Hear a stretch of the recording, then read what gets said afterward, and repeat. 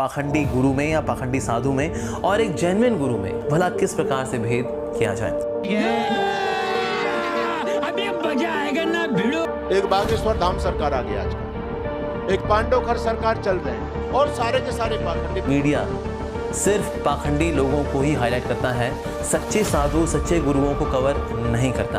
जगह जगह कथाएं हो रही हैं, लोगों को उल्लू बनाया जा रहा है। मीडिया में कवर नहीं होते तो इसलिए हमें ये नहीं सोचना चाहिए कि सारे के सारे बदमाश हैं, सारे के सारे नकली हैं ना।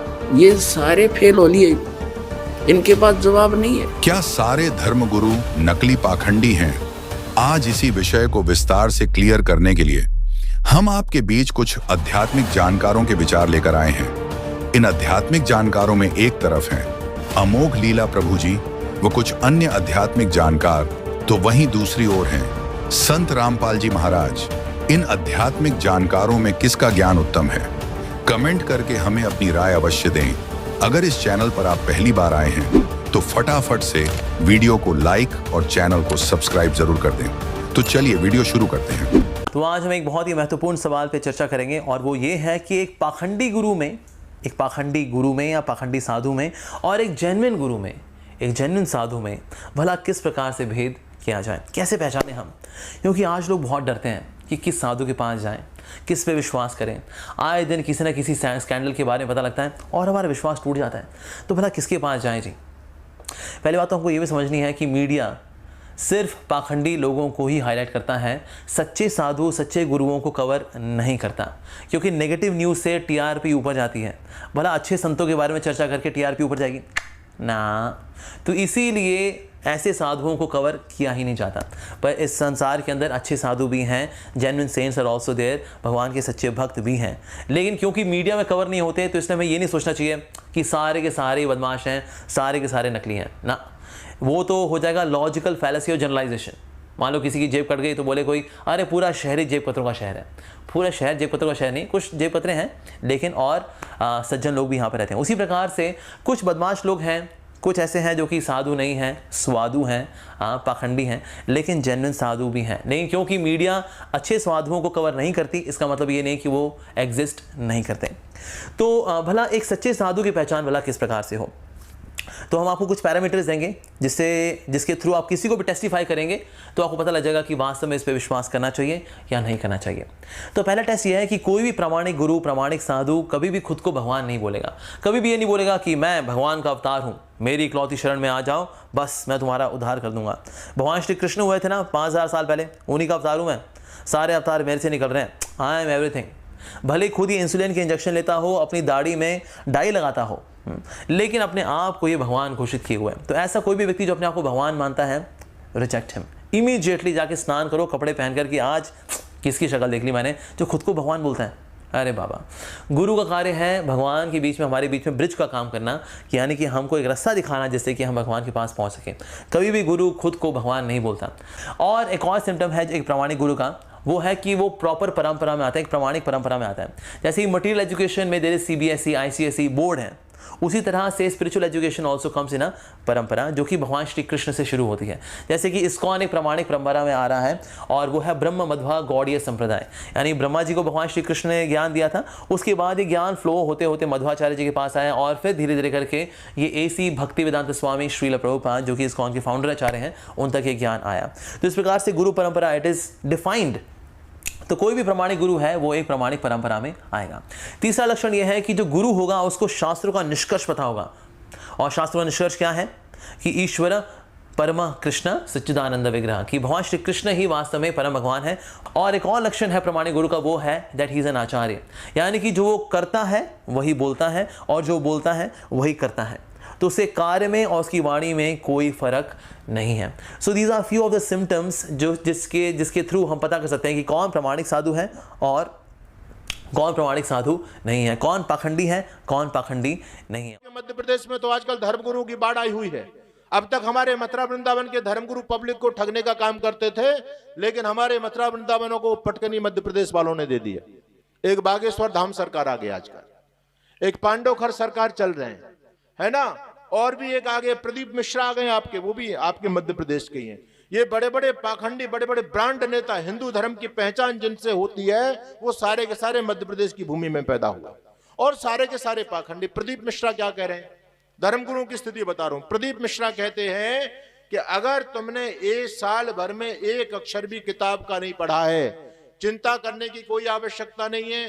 3 बिल्व पत्र लेकर के, बेल के पत्ते लेकर के, शहद में डुबो करके, पीपल की परिक्रमा करके पीपल देवता को चढ़ा दीजिए और पेपर देने पहुंच जाइए, फर्स्ट डिवीजन से आप पास हो जाएंगे। ये कौन कह रहे हैं? ये प्रदीप मिश्रा, जिसकी कथा में लाखों लाखों लोगों की भीड़ हो रही है। अच्छा बताओ, ये देश को किधर लेकर के जा रहे हैं? ये देश को गुलामी की तरफ लेकर के जा रहे नहीं जा रहे? लोगों की बुद्धि पर ताला लगा दिया है, लोगों को गुरडमवाद में, चमत्कारवाद में ऐसा फंसा दिया है, लोग सोचने के लिए कोई तैयार नहीं। बोले बड़ी ताकत है जी, वो तो मन की बात जानते हैं, मन की बात का खाक जानते हैं। बागेश्वर धाम जब वहां दक्षिण भारत में पहुंचे, ये दूसरों के मन की बात तो पढ़ लेते हैं, लेकिन अपने बारे में पता नहीं चला। वहां गए तो कथा भी नहीं कर पाए, बीच कथा को छोड़ करके भागना पड़ा। वहां पर एक व्यक्ति ने इन पर FIR दर्ज कर दी, बीच में ही पंडाल छोड़ करके भाग गए।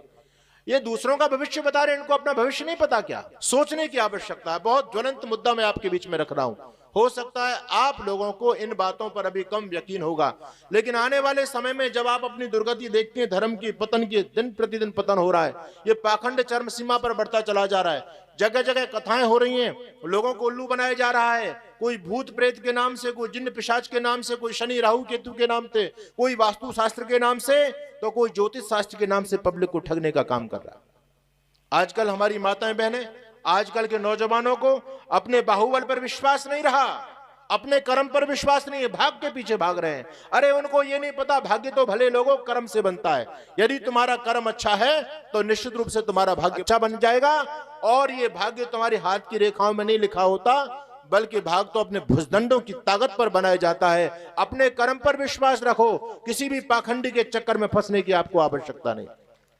कुछ नहीं है, ये हाथ देखने वाले हैं ना, सारे के सारे पाखंड। इसलिए आर्य समाज आपको जगा रहा है। ये पाखंड देश की अधोगति का कारण बना। ऋषि दयानंद कहते हैं पाखंड देश की अधोगति का कारण बना। आज भी चरम सीमा पर पाखंड बढ़ रहा है, ये देश को पतन की तरफ लेकर के जाएगा। सरकारें इसको बढ़ा रही हैं, एक संगठन केवल ऐसा जो पाखंड को रोकने का काम करता है। चैलेंज के साथ में हम इस बात को कहते हैं, चैलेंज के साथ में। हमारा कोई बिगाड़ करके क्यों नहीं दिखाता? दोस्तों, अभी आपने सुने इन सभी आध्यात्मिक जानकारों के आध्यात्मिक विचार। आइए अब सुनते हैं संत रामपाल जी महाराज के आध्यात्मिक विचार। और जितने भी आचार्य शंकराचार्य थे, इनके पास कख ज्ञान नहीं था, इनका इतिहास दिखा दिया जनता को। ये सारे फेल हो लिए, इनके पास जवाब नहीं है, तो जनता आज कोई पागल नहीं है।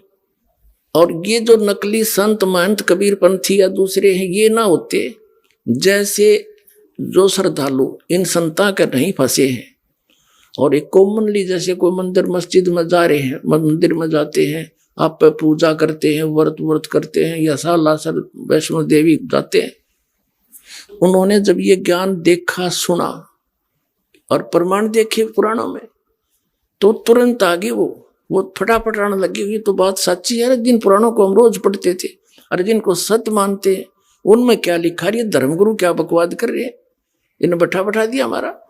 तो वो सीधे आगे, और दूसरे अभी अटके बैठे हैं, क्योंकि वो किसने पूछे? अपने गुरुजी थे। गुरुजी तक जिसकी नहीं पहुंचे तो अपने उस आसपास के भगत भाइयों से। वो भगत भाई वो बांग पी रहे हैं जो उनके गुरुजी ने प्यार रखी है।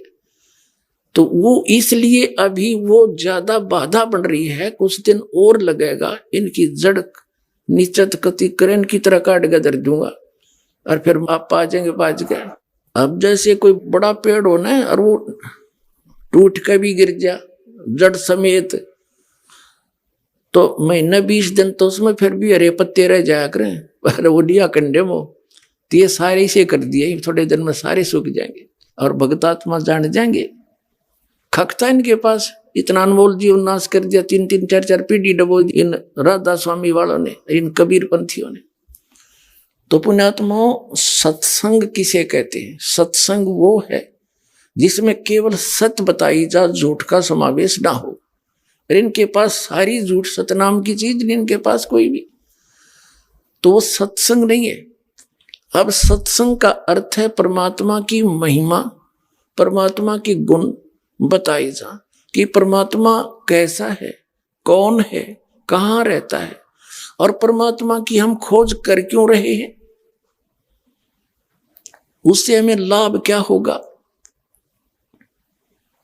ये सारा ज्ञान, और फिर वो भगवान प्राप्ति कैसे होगी, तो ये सब मिलाकर सत्संग कहलाता है।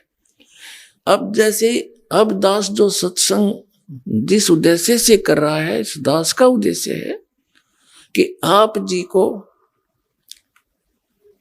जहां जहां आप लगे हुए हो और उस संत या महंत या पंथ को और उस ज्ञान को सत्य मानकर पहले उन्हीं से परिचित कराऊं कि कौड़ी को आप लाल लिए फिर रहे हो, और ये सब प्रमाण रह कर देने का दास का उद्देश्य है कि आपको इतना ट्रेंड कर दूं कि आप स्वयं परख लो और नकलियों ने छोड़ दो। तो पुणात्माओं दास आपको वो पारखी बनाना चाहता है। इन नकलियों ने सब न छोड़ के और लाल ग्रहण कर ले, आके अपना कल्याण कराओ, धनी हो भक्ति का, आपका मोक्ष आपके परिवार का मोक्ष होगा। और एक बार ये सभी ये जितने भी नकली पंथ हैं ये खत्म तो होंगे, क्योंकि परमात्मा का वचन है कबीर साहब का। अभी घना टाइम ना लग गया इसमें, आते इतना इंटेलिजेंट मानव है, इंटरनेट तक बना लिए, सैटेलाइट ला बैठे, जो बिना करण का काम था उसमें लाग गए, परमाणु बना लिए और ऊपर अंडे गिरा हुआ धक्के खाते। बताओ खाकी खो क्या के है बता, ये अपना जो पीछा छुटाना है, यहाँ भक्ति करके चलेंगे सतलोक में, ये बनावांगे असली, ये विज्ञान है जो तत्व ज्ञान, इसको समझेंगे, इस तरफ सब डाइवर्ट होंगे एकदम। आत्मा भटक रही है उसके लिए और वो भटक रहा हमारे लिए। कबीर साहब कहते हैं मैं रोवत हूं सृष्टि को और सृष्टि रोवे मोहे, कह कबीर इस वियोग को समझ नहीं सकता कोई। हम तो उस भगवान को ढूंढ रहे हैं, हमें सुख हो, हमारे घर में बचाव हो, बाल बच्चों का बचाव हो, और हमें आवश्यक वस्तुएं उपलब्ध हों जिनकी हमें रिक्वायरमेंट है, और मोक्ष हो। फिर हम जाते हैं इधर उधर भटक रहे हैं, तो जिनके पास कख नहीं वहां हम सेट होकर बैठ गए। और दास इतने दिन तक शोर मचा रहा है, तुम गलत जा रहे हो, तुम्हारा जीवन नाश हो रहा है, मुझे न कहो तो निंदा करता है। तुमने निंदा की परिभाषा का ना पता, फिर जब यह निंदा है साची कहने की, तो यह निंदा तो दास पर छूट रहा को नहीं, पर यह निंदा नहीं है, एक महापरोपकार है। अब मैं कैसे चुप रह सकता हूँ, मुझे पता लग गया तुम्हारा जीवन नाश हो रहा है, मनुष्य जीवन को बालकों का खेल है मिलना।